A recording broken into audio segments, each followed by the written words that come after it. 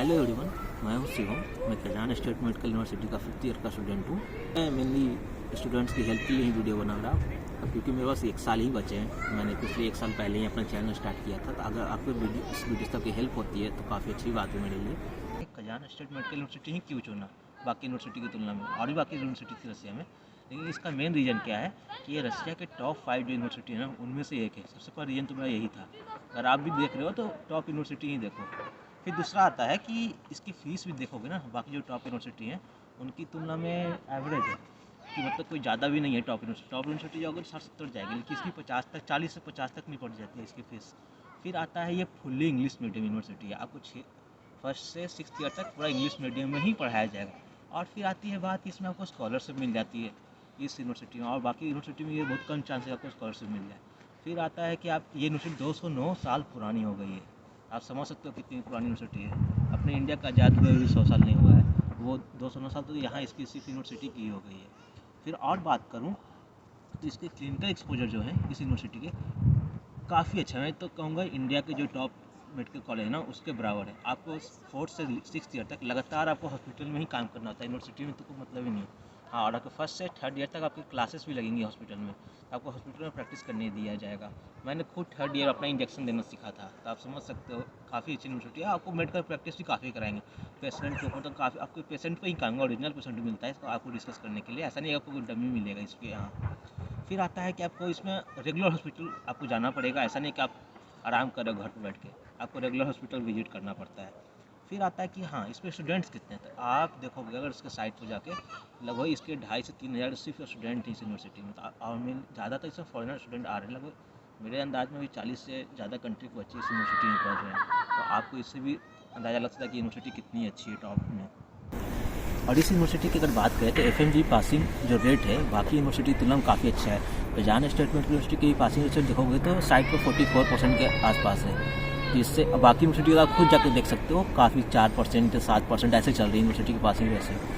Main reason इसका ये है ना कि यहाँ यूनिवर्सिटी काफ़ी स्ट्रिक्ट है, आपको पढ़ना पड़ेगा। सब बच्चे बोलते हैं कि मैं तो यहाँ पढ़ने आ रहा हूँ, लेकिन रीज़न ये नहीं है कि मैं ये बोल रहा कि यहाँ पढ़ना पड़ेगा। ये यूनिवर्सिटी में आपको 6 साल काफ़ी जम के मेहनत करना पड़ेगा, जैसे इंडिया के बच्चे करते हैं ना जम के मेहनत, तो आपको ऐसे करना पड़ेगा। फिर आती है इसकी हॉस्टल।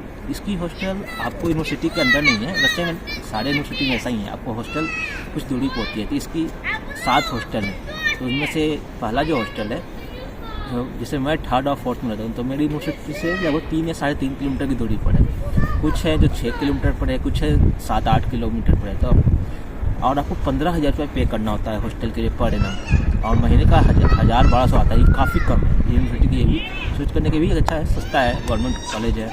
फिर आता है कि इसकी फैकल्टी कैसी है। फैकल्टी की अगर बात करें तो इसकी फैकल्टी सारी इंग्लिश मीडियम में ही पढ़ाती हैं। जितने भी प्रोफेसर हैं सब टॉप मेडिकल कॉलेज के हैं, मतलब कि सब अच्छे जगह से पढ़ के आए हैं। कजान ही मैंने क्यों चुना कि कजान सिटी मॉस्को से मात्र कितने ट्रेन से अगर आप आ रहे हो तो आपको मात्र 12 घंटे की दूरी पर है।